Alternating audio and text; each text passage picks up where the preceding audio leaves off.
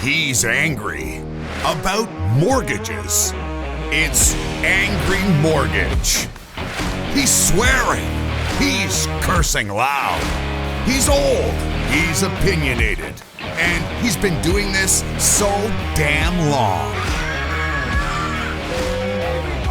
This program is about mortgages, and this is mortgage advice, but the advice may not apply to your situation.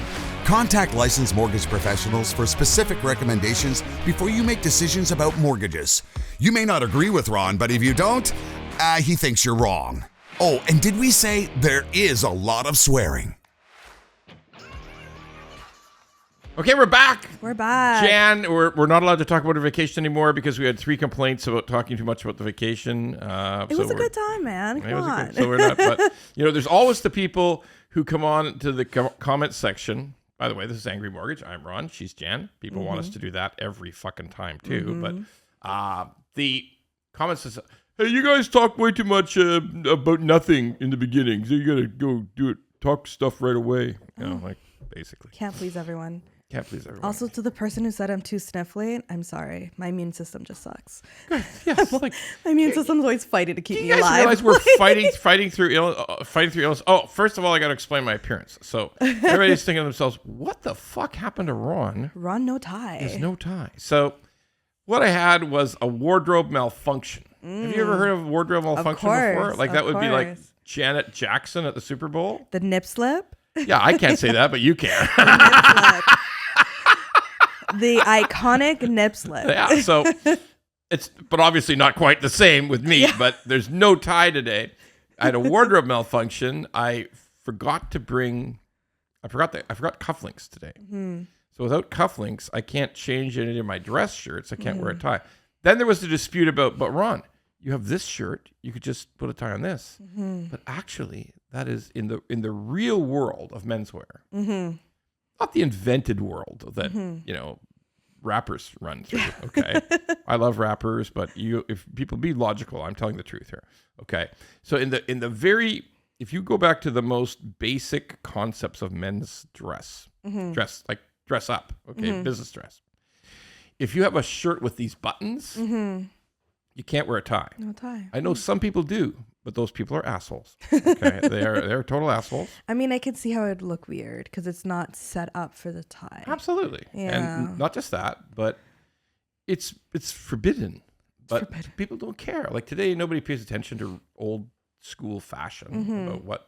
It's not even fashion. It's clothing rules. A lot of people say, Ron, there's no clothing rules. You're a fucking crazy dinosaur. You're 100 years old and there's no clothing rules. We just wear whatever the fuck you want. But actually, in the real world of men's business and casual wear, can't wear a tie with this. Yeah. But you also can't have a dress shirt with French cuffs. That's what you refer to as the ones with the cufflinks, right?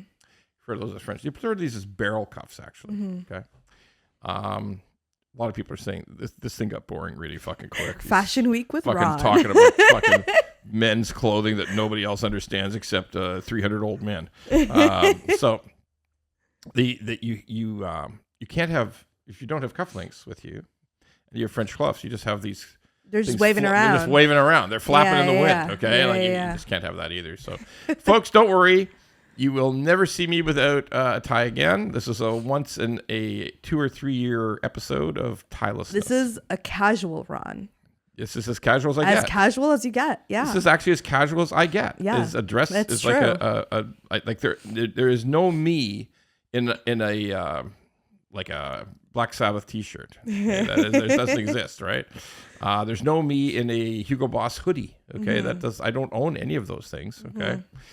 So that's just the way it works. All right. We got enough fashion. People are enough fashion tips. You could just see the people clicking off right now. Oh, these guys have lost their fucking minds. We're just gonna zoom 5 minutes forward. I'm just gonna scroll on to some next thing about whatever they're doing with cats, because there's always cats. Always cats. You can always keep on YouTube. You can just keep scrolling to hit cats or dogs. There's dogs. All right. So. Important topic this week because there's a certain amount of news about it and there's a lot of opinions flying around. Because the one thing in the mortgage business people love to have opinions on is rates. People love to talk rates. Okay. Rates are doing this. Rates are doing that. I believe rates will do this. I believe rates will do that. I know this. I know that. So some people actually do know, but they are fucking few and far between. Okay. What you come to realize is that most people who look at this stuff, if they see something happening that day, that becomes the truth for eternity. Okay. Like what happened that day. All right. Yeah. And we've talked about this. Jan's listened to me yammer on about this like 1,000 times. No rate movement is linear. Of course. No rate movement is just straight up, straight down. We can measure the lines. It's all perfect. The rates move around. So let's talk about fixed mortgage rates for a minute and variable. We'll get to variable. Let's talk about fixed. So there's been a tiny, tiny increase in fixed, almost imperceptible. And this is interesting because bond yields, which if you listen to the show, you'll know that the Canadian government bonds drive mortgage rates, fixed mortgage rates. That's what creates them, is the bond yield of the time. And bond yields are up remarkably over the last 3 weeks. We used to have very slow changes. Now we have very fast changes. This is the kind of volatility that exists in this market. But these bond yields, particularly on 5-year, are up. They're up substantially. They're up nearly between 30, depending on the day, between 30 and 40 basis points. So shouldn't that create a big jump in 5-year fixed? It's up just a touch.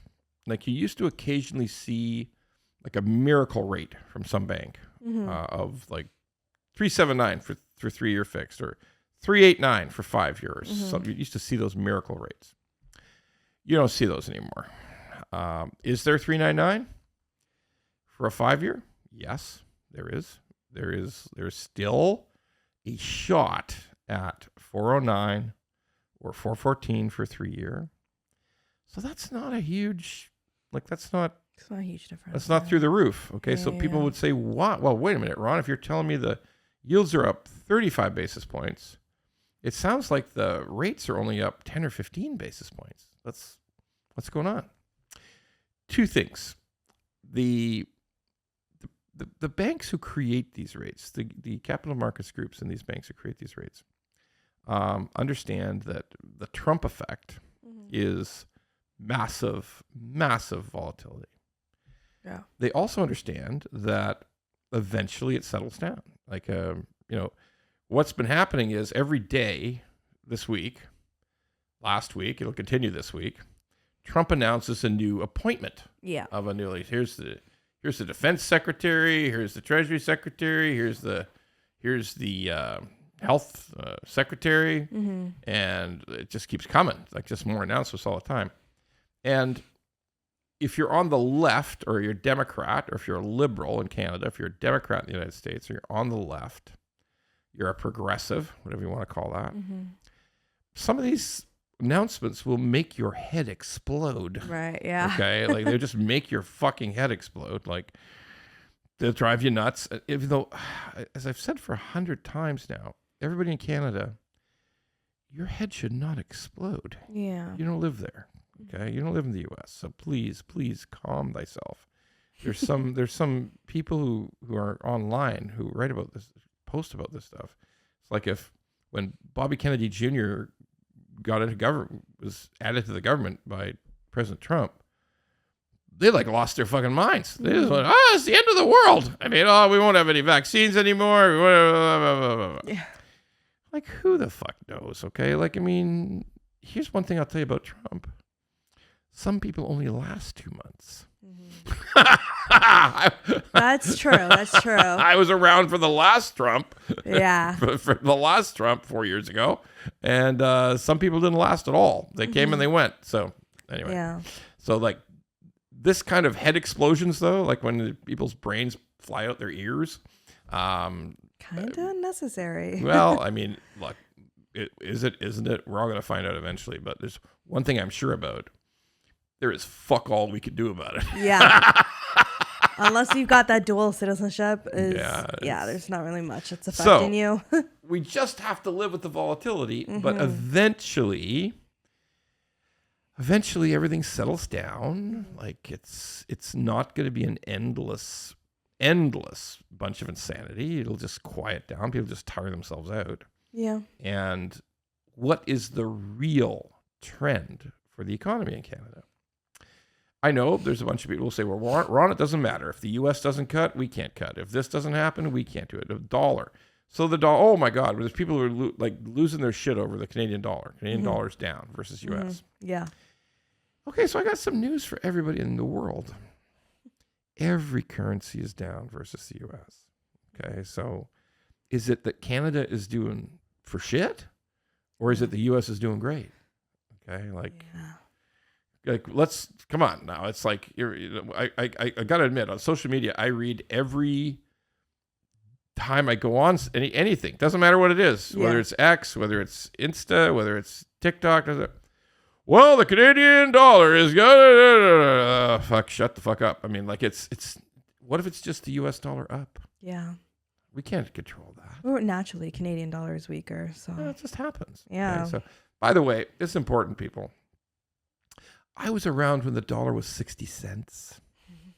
Like, the world didn't end. Okay, like cats and dogs didn't start marrying each other. You know, like they weren't eating the cats and dogs.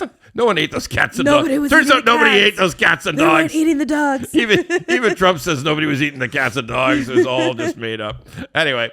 So the world didn't come to an end. Right. So everybody just calm the fuck down. What we should say is expect volatility, but I come back to my point of last week. Does anybody actually know of any great economic boom that's going on in any business right now? In Canada, you mean? In Canada, yeah, here. No. Has everybody told you, oh my God, car sales have taken off? No, I don't hear that from anybody. No. Anybody say, oh, look, they're going to build a chip fabrication plant here? No, no one says that. Does anybody ever say, oh, look, we're finally going to build all those mines in Northern Ontario and Manitoba, and we're going to get all that lithium and cobalt?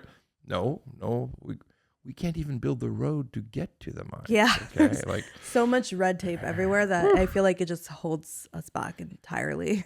Well, look, if you apply that to housing, it's like nuts. I read it every day. I read builders contact me every day. Tradespeople contact me every day. I say, Ron, however bad you think it is, it's worse. Yeah. Like red tape is worse. So if there's no great genius move economically in Canada, then how is the rate going to stay high? How is the Bank of Canada going to keep the rates up? I mean, they ain't. So there will be another cut on December 11th. There will be more cuts to the new year. And guess what? Eventually, there may be more cuts to the United States. I mean, it's absolutely possible. Mm-hmm. So while, yes, we've had a bit of a bump in the bond yields in Canada, we have not had much of a change in rates, a tiny increase. Yeah. Which brings us to another important fact. Is there going to be this mortgage rate war we talked about last week? Yeah, more and more it looks like something's going to happen along those lines. Well, the banks already started their rate war. Yeah, they have, 100%. So that in itself pushes rates down. Like obviously a rate war means that they fight with rates. Mm-hmm. And as we illustrated last week, there is a need for banks to hold on to their renewal book and to grow because every single day somebody pays off their mortgage. Yeah. Simple as that. And if there's not enough people getting a new mortgage, then you have a smaller loan book. Mm-hmm. And they don't like that. It's simple. So, folks, will there be a tiny increase in fixed rates? Yes. There will be it'll be so small you won't even notice it half the time. Will the Bank of Canada keep cutting? The answer is yes. I know there's going to be 75 comments. Oh, you crazy, you fat fuck. You're totally wrong. That ain't going to be what happens at all. Oh, you don't even have a tie on anymore, you fat fuck. We can't take you seriously. No one takes you seriously without a tie, you fucker. We didn't believe you before, and now without a tie. Now, absolutely not. Without a tie, you're twice as fucking stupid without a tie. Okay, like that's it. So we will see some more cuts. We will see variable rates come down. It absolutely is going to happen. I mean, but it's just things get delayed. It bounces around, but in the end, you know what?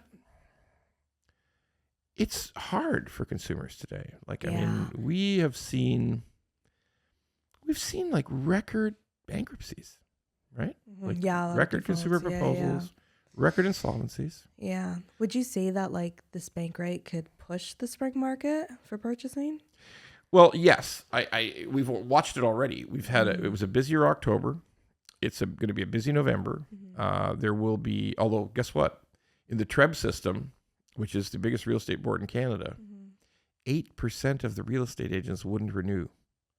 There's like, don't get me wrong, there's a shit ton of agents left. We're not going to run out of agents. Yeah. But this was the biggest reduction in terms of real estate agents since 1991.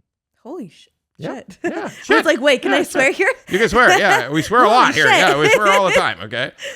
Swear away. That's big. That is huge. Big. Yeah. It's over like 30 years, over 30 years. It's like, yeah. I mean, real estate's had will have a decent October.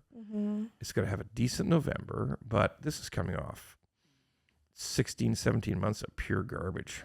Okay. So, yeah. Some people threw in the towel. Well, 8% threw in the towel. Okay. Gotta do what they gotta do.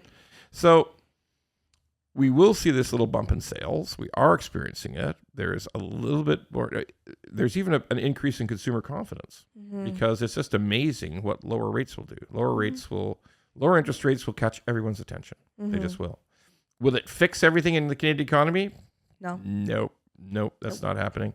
But it's not just the bankruptcies. We see business failures at their highest levels in decades.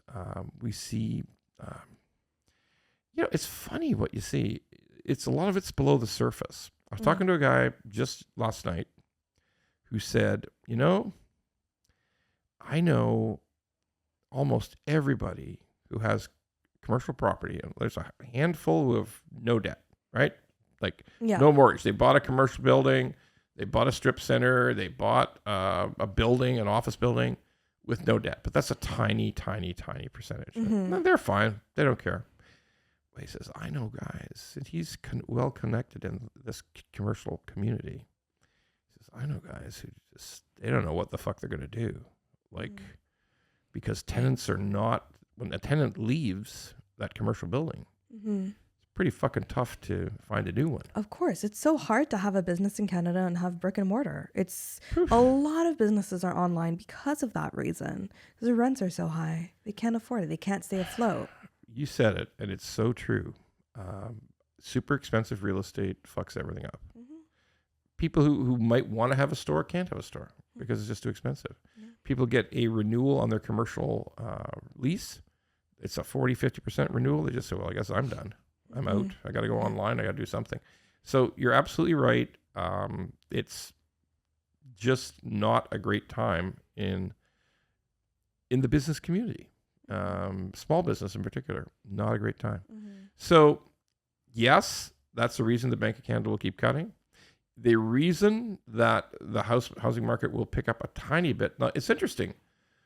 In all of this increased activity, it's not a booming market at all, but two straight months of increased activity, increased sales of units in the residential housing market. We haven't seen really any price bumps. Not, there's not significant enough, at least, or barely recognizable. I'm the kind of a guy who thinks if it's under 1%, we probably shouldn't talk about it. Like, it's just not fair, all that meaningful. So that's what we're seeing, and so that's the lesson, folks. Slightly higher fixed rates, just slightly higher, and the Bank of Canada will keep cutting. Variable rates will go down. HELOCs will go down. We'll, obviously, every month moving forward, we'll have a better vision of how fast. But yeah, that's our core belief hasn't changed about what's going to happen. And some of that just comes from, I'm not an economist. I'm certainly not the Bank of Canada governor, but I am old. So I have the advantage of seeing repetition. You're wise. Yeah, my wife doesn't think I'm wise at all. I mean, Mrs. Mortgage Guy thinks I'm one dumb fuck, that's for sure. But and sometimes I don't think I'm that wise. But else I wouldn't still be doing podcasts at my age. But anyway, I like doing it. It's okay. You're hip. I'm maybe not hip. Like I didn't know which Kylie was which about an hour ago. What did you say earlier? I couldn't get my Kylie straight. Kylie Minaj? Yeah, what the fuck was that? Yeah. That was that was a I good couldn't get my laugh. Kylie's right. So I'm not hip. But yeah, we will see further cuts. Everybody just understand that will happen. And people who want to comment about it, oh, you're wrong, you're so wrong. All right, you can say I'm wrong. I even made like a money bet on the stage summer, in Montreal. Yeah. Really? Yeah. When I was on a panel on a industry conference in Montreal, I actually bet people. They were saying, well, I think the race will go here. I said, no, you're wrong. Want to bet 10,000? And of course, immediately I got I'll go $50. I said, nah, not 50 bucks. Not $50, brother. No. 10 grand or nada. Okay? 10 grand buy-in? If you get 10 grand buy-in. You can't That's right. sit with us. You cannot sit at this table unless there's a 10 grand and you put up 10 grand. You want to bet? You believe in your position. You have great conviction. You are right. Got to be worth 10 grand, right? Easy. I'm good with 10. So anyway, look, something that I got to talk about because it's just become so obvious, so horrible, and based on the change in government in the United States is going to become more and more obvious to everyone in Canada, is this preposterous immigration disaster we've had, this utterly crazy immigration disaster. So I'll just sum it up really fast. It's going to cause us pain for years to come. Yeah. For sure. And it's got lots of consequences. But let's just sum it up really simply. We went from fairly aggressive immigration of about 500,000 people a year, 480, 525 people a year, to like 1.2 million, boom, just like through a light switch. Yeah. So for the last 3 years, we brought in 3 million people. I'm a big believer in immigration, always have been. We can go back in this show 1 million shows and it'll always be the same. I'm in favor. But what happened is that they completely screwed up. Totally fucked the programs around the bend. 2 particular programs, which I'll recap, were just fucked around the bend. So we got international students. We had a bunch of community college people all across Canada decide that, well, you know what? This is a loophole. We're going to hire people to go to different countries and recruit, and we're going to have them promise a bunch of bullshit. That's a lie. What they did was they said, "Hey, come here, take this community college degree, 2-year certificate, and you become a citizen of Canada." You didn't even need to graduate. Maybe not. Yeah. But just show up and you become a citizen. We'll get you in on this student visa. No, didn't they even? They just needed to be enrolled to get a PR. Just to come in, right? No. You can't. No. Sorry, I'll back it up. What you have to do is you have to come here. Yeah. On a student visa. Yeah. And the student visa could be a 2 or a 4-year program. Oh, okay. The 2-year program is just ridiculous. It's just community college bullshit. By the way, not one single community college expanded their classroom capacity, nor did they online. Yeah, it's all online. Or you could come at midnight to your class or some fucking thing. But they never expanded a single thing. It was all a money grab. Absolutely, totally a money grab, abusing the shit out of these students. When did they qualify for a PR? So what would happen under the old system, when it was like, we went from 180,000 students, which almost exclusively attended universities, like a 4-year program, to 800,000, of whom 600,000 were coming to these horseshit community colleges. Okay. It was just a scam. Yeah. So the 600,000 were told that at the end of the 2-year certificate, they could apply for permanent residence. Got it. Now, under the old program of a 4-year university course load, university degree, applying for PR made a lot of sense. I mean, you've been here for 4 years, you've accomplished, you've gone to a good school. Like, there's lots of great universities in Canada. Of course. You've completed a full 4-year program. Obviously, I guess your English is, or French is greatly improved, right? You've been here for 4 years. And at that point, when you have somebody who's graduated with a degree, that's not a bad choice for a citizen, right? That's a good choice to convert to PR. And a lot of those people did convert to PR, maybe 70 or 80%. But this 2-year certificate bullshit from a shithole community college? No, we don't want any of you people to stay. You can all you just got ripped off. Right. So the government, in their wisdom, has decided, no, fuck no, we don't want to do this anymore. This was a big disaster. It took them 3 years to figure it was a disaster. Okay. Right. I think we started talking about this in one of the first couple shows. Okay. Yeah. It's just because how fucking stupid it was. But yeah, now none of those people are going to, virtually none of them, are going to get a PR offer. They're going to have to go back. Right. Now, folks, I want you to think about this. This is exactly the same moment that the U.S. is talking about cracking down on their borders. Right. Cracking down, and they're going to start deporting people from the U.S. So is there a chance some of those people might come to Canada? Chance of it, okay? Yeah. They can apply as refugees. At the same time, we need about 1 million people to go back, okay? Once they finish their 2-year crop certificate, okay? I know I'm sounding like, this is the most important thing I got to say. I'm not being critical of the students. The students were tricked. 100% It's the system. tricked. It's the system that fucked them over, basically. It's a system of a ripoff to create huge enrollment, jobs. The crazy part is most of these institutions have a public background, but I'm fucking positive somebody's making money on this. Like, I'm sure they are. I just don't know how. I'm sure maybe some of the viewers can tell us. We put those comments up about how these community colleges are siphoning this money to somebody. We're going to find out. But we don't have any good system to check to see if people can go home. Of course. We do not have. They don't. No system. They don't, really. because how many people overstayed their visa? What was it, like over 1 million people that they thought that had left, and they were like, "Oh, we miscounted." 100% true. Right? We don't have any effective system at all. Yeah. So, since we have no effective system, here's another worst thing about all that. These people are staying here as illegals. They're illegals, and I would tell you that 75% of the time they're just being taken advantage of. The employer knows they're illegals, or the gig economy know they're illegals. So they're getting paid cash. They're not getting paid minimum wage. They're not getting treated properly. They're not in good living or working conditions. There could be any working conditions because you can't go to the labor board. Who can you complain to? Who you complain to? Yeah. Now, I know there are some organizations you can complain through, but you'd be scared, right? You're Of in course. Canada illegally. You wouldn't want to complain. You wouldn't want to make a peep. Yeah. So it's all just terrible. It's terrible. These people were effectively tricked, and then if they stay, it just gets worse and worse. Now, let's talk about the second program of fuckery that brought in immigrants in the wrong way. Was the temporary foreign workers. There's a great program that's been around forever. Sorry, there's two parts to the program that have been around forever. First is temporary agricultural workers who just come here to work the farms. Just farms in the summer. Yeah. That's it. Come in the spring, leave in the fall.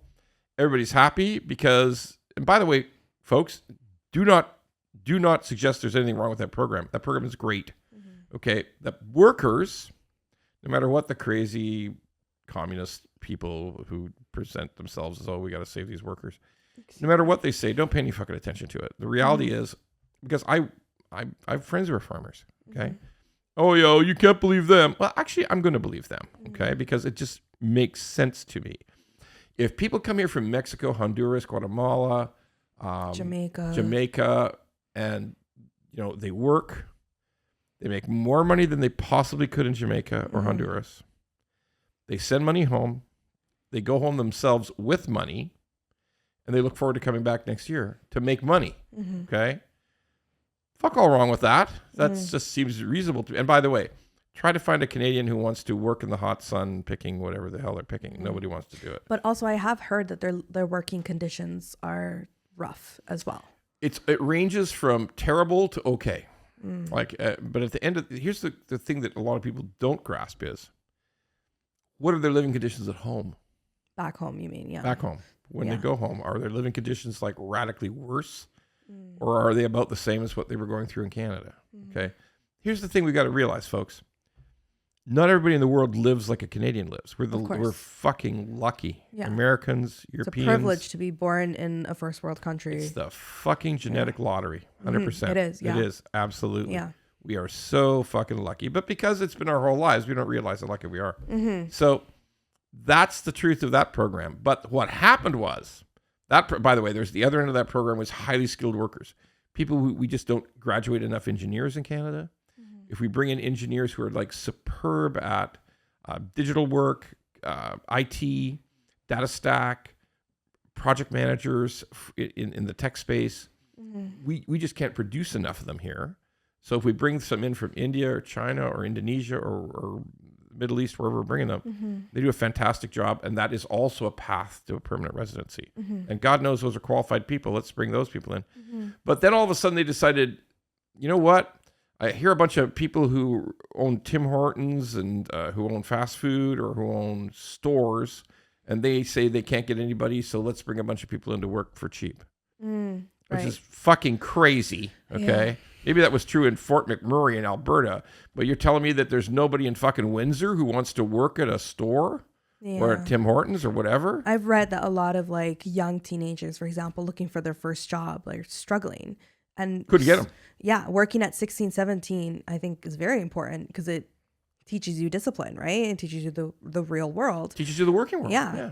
And growing up, that's what it was. It was me working retail and everyone was about my age. Yeah. And, you know, we were all either like in school, either domestic and international. It wasn't like, it was a mix, you know, but now, unfortunately, there's just a bunch of international people who came here who were students, who are not anymore, whatever. But they're also brought in specifically on the basis of a lie that there were no Canadians. Okay, that was just a total lie. They filled out one of these forms that said, "Oh yeah, here we did a survey and we can't find anybody," right? Which was just a lie. Yeah, and then they take advantage of those people, right? Because then these companies are getting like subsidized wages for them, right? Every bad thing you could imagine. Yeah. Okay, everything to suppress wages in Canada. Okay, so. Yeah, that was a disaster. They've cut that all back to nothing too. So 2 disastrous programs based on the incompetence of the government. I'm not going to call it anything different. It's incompetence. Okay, are going to create a situation where probably, if people do go home, we will actually have negative population growth for the next 2 years. Small, like 20,000 each year. Yeah. But nobody goes. If they don't go home, then well. Yeah. Yeah, but still all bad. Like, every outcome of this thing was bad. Everything was bad. I love immigration.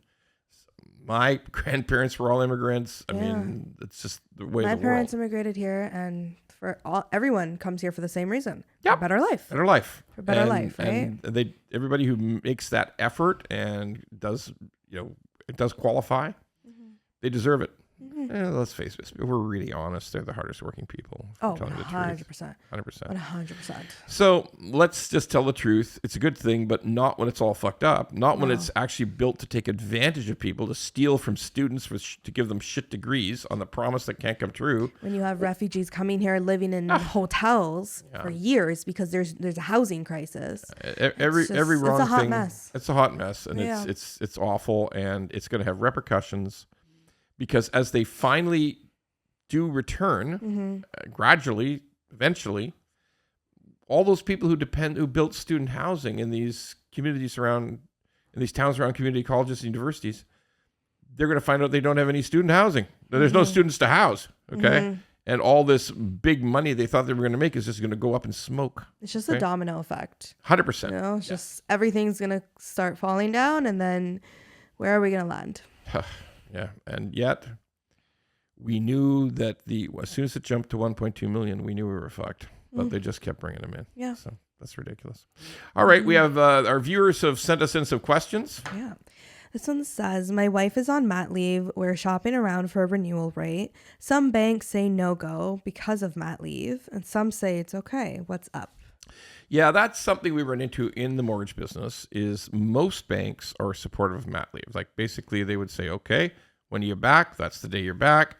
Okay, we will pretend that you're making the same income as you are obviously making less when you're on mat leave. You're only receiving your EI. I would say in most cases, people make less. Okay. I think it's about 60% or something. Yeah. 55. I think if you're a low income person, it's a little bit closer, but anyway, you make less. Yeah. If you're a high income person, you make a lot less unless your company's supplementing you. Okay. Right. So there are some, but every bank has their own rules and every lender has their own rules, not just the banks. The banks are generally pretty reasonable about that. They will all try to assume that you're going to return on that date, and we're going to pretend that that's the money that income is what we're going to base our lending decision on. But not every lender is like that, and it is confusing. But I'm sure if you just shop around enough, you will get a good renewal offer. That'll happen. This one says, we love the show. Can you please explain why our bank would suddenly cut back on our HELOC? We got a letter last week reducing it to the balance. Okay, that's an interesting question. That sometimes that stuff comes in waves, and it comes in waves from different banks at different times. So what it is the bank does a risk assessment. By the way, they may not be assessing you. They may not be assessing you as a risk. Yeah. As a risk. They might be assessing the whole group that you're in. Yeah. Okay. They might say, okay, in this province, in this region, in this town, in this age bracketing, we believe there is a risk. So we're just going to reduce all of their access to HELOCs. Or it might be very individual. It might be you missed a payment. It might be you. They can tell that you're just keep growing the HELOC every month, and then they start to. By the way, when you work with a bank, you got your HELOC with the bank who has your checking account or all your accounts. They're allowed to look at your checking account whenever the fuck they want. Yeah. Okay, they can do whatever the fuck they want. Well, wait a minute. What about the privacy, Ron? Hey, dude. That's their, read the fine print you signed when you opened these accounts. Yes, exactly. Okay, like the bank can make any lending. By the way, HELOCs are demand loans. They are not like a mortgage, which is a bilateral contract. Right. The HELOC, hey, we can change it whenever we want. We can ask you to pay it all off one day. Give you 30 days notice, pay it all off. They hardly ever do that. But it could be as simple as that. They are seeing that your HELOC balance keeps growing and growing. Then they look over at your checking account. Not growing, and or if they see red flags. It looks like one of you doesn't work anymore. Okay, so by the way, folks, there's not a bunch of like vultures hanging over your account trying to notice this. These are all algorithm driven things. Like the bank goes on a risk campaign. It's not really individual. It might seem individual, but it's not really individual.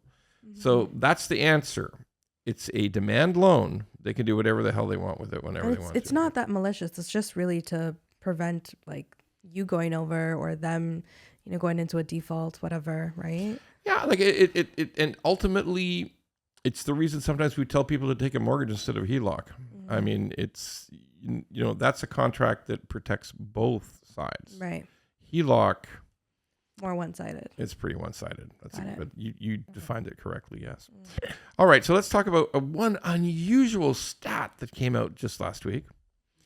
In Ontario, the construction, the new starts. Right. The new starts of single-family homes fell to a 69-year low. Wow. Like that's pretty fucking wild because there's 450% more people in Ontario than 70 years ago. And yet single family, now people say, wait a minute, that's crazy. Because it's single family, we've basically stopped building. We stopped building single family like 7 years ago. Very similar numbers in British Columbia, by the way. There's very few, like I think they're a 30-year low in British Columbia on single family homes. Hey, let's just face facts. If you have a bunch of policy people, if you have a bunch of city planners, urban planners, if you have a bunch of experts, so-called experts in universities who are saying, yeah, we just need density. We got to stop building single family homes. Everybody's got to live in an apartment. Everybody's got to live in a unit. Everybody's got to live you got to buy a condo. You got to like dog crates. You got to learn to love dog crates. And all these people get into a position of authority. Yeah. Or or the politicians listen to them for whatever reason. Well, if enough people say create density and don't build any more single family homes, well, guess what? Eventually they'll quit building single family homes. But here's the ultimate truth. People want single family homes. People want low rise. Of course. It's the preference, not for everybody, but for still the majority. For people who want to live that lifestyle and You can't just force condos onto everyone. But that's what we have done. Yeah. That's clearly what we've done. We've forced condos on everyone. We forced density on everyone. We forced. It's easy. You stop building. Mm-hmm. If you stop building, now why? Lots of reasons. The policies favor density. Mm-hmm. By the way, it turns out that in Ontario and British Columbia, we have the most advanced, toughest, most difficult to comply with building codes in the world. Like someplace in like Switzerland might have worse, but I mean, we are by far the hardest building codes. I'm not even surprised. The most expensive building codes to get through. We have incredible delays. We can't produce any infrastructure. We can't build roads. Mm-hmm. We can't like a water treatment plant for 300,000 people costs $1.5 billion. I mean, like, we can't build anything to support the infrastructure. We can build houses. We can, even though we have the most toughest building codes in the world. But 30% of every fucking dollar when you buy a house goes to the government. 30%. That's not enticing anybody to want to build. It creates crazy prices. Yeah. And it's incredibly hard to build. It's 24 studies. It's years and years of going back and forth. Permits and it's just everything. Unmanageable. Yeah. So, and it's also, land is so expensive. Oh, yeah. Artificially. And in Ontario, we have the biggest problem. We have the green belt, which effectively put a ocean around, like it's as if it's a pretend ocean. Like it's as if there's a huge sea that surrounds southern Ontario, and you can't build fuck all there because there's a sea, but it's not a sea. It's not even good farmland half the time. Yeah, no, I can see the comments coming now. You're wrong. We need the farmland, you fat fuck. I'm not saying get rid of the whole thing. No. But I'm sure there's bits and pieces of it that is just literally sitting around that we could be building on. It's bush. It's just bush. The bushlands. There's no farm. There's no farm. Or it's a bunch of hay. I don't think we'll starve if we take out like we take out a few 10,000. If we take out 10,000 acres of hay, I don't think we're all going to starve. Okay, I mean, I think they got plenty of hay in Alberta, and Saskatchewan, Manitoba. But anyway, bad policies, stupid policies. But folks, I want you to think that through for a minute. 70-year low, like what does that really mean? Yeah, it really means I don't want to live here anymore, unfortunately, because it's not looking good. Things are getting worse. And because, to your point, don't live here. Because for fuck's sakes, how are the price of low-rise homes ever coming down? If you stop building them and people still want them, that just pushes the fucking price of the existing stuff through the roof. Basic supply and demand. Yes, exactly. Like, what did they think was going to happen? Yeah, like, can you think about that for a second? 69 years ago, like, there's 400% plus more people here. Yeah. Like, you really have made a concerted effort to stop building single-family towns, semis. You've whoever these urban planners are, you've won, fuckers. Okay, yeah. You've won, you dirty bastards. Okay, you've won. Like, fuck you all. But at what cost? Yeah, at the cost of the second biggest landmass country on earth deciding that you can't possibly build a house anymore. That's where we're at. All right, our favorite part of the program. What the actual fuck? And there's a very important anniversary that just happened. The anniversary of the Crosstown LRT. How old did she turn? 14, 15? She turned 14. Oh, gosh. Turned 14. She's now double the age she was supposed to be until she was 15. Because, folks, the really incredible part about this this relatively small length of light rail transit in Toronto is now double budget and double time. It was supposed to be finished 7 years ago. Still closed. And there's no finish date in sight. No one knows when this is ever going to finish. Fuck me, we can't build anything. We can't build, but the extra cherry on top of what the actual fuck is. The government simultaneously announced we will build high-speed rail from Quebec City to Toronto. No problem. It's in the cards. We're gonna do it. Yeah. fuck off. You're never going to do it. I'll be a grandmother riding that light speed train. You'll okay? be, you may not be a grandmother. They may be carrying your ashes on this train. Okay? I'll be turning in my grave.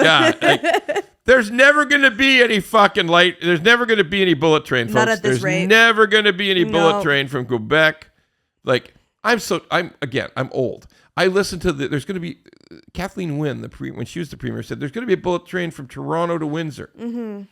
Well, they just lit $100 million on fire in studies and then just gave up. Yeah. Like, folks, hear me out. Never going to be a fucking bullet train. Okay? Not happening. Don't listen to any of the bullshit. It's never going to happen. We can't fucking build anything. Just false hope. Okay?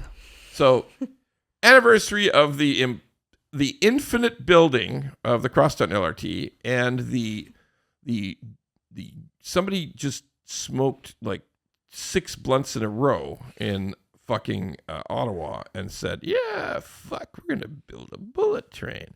Fuck off. There will never be a bullet train. One more huge fucking lie. Well, happy birthday, LRT. Happy. Like, can you imagine somebody was born 14 years ago. They're 14 now, and they're probably saying, hey, can I get on this LRT yet? My little brother's turning 14 there in December. There you go. Yeah. And he can't get on that fucking thing anyway. No. Like, could you go? We got to stop talking about this, or my head's going to explode. See you next week, folks. See ya.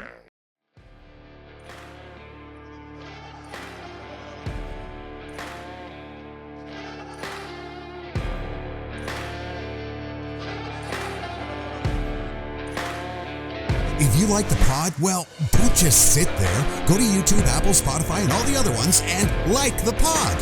And don't forget to subscribe so we can keep being angry at mortgages and swearing about mortgages. Angry Mortgage could use your support.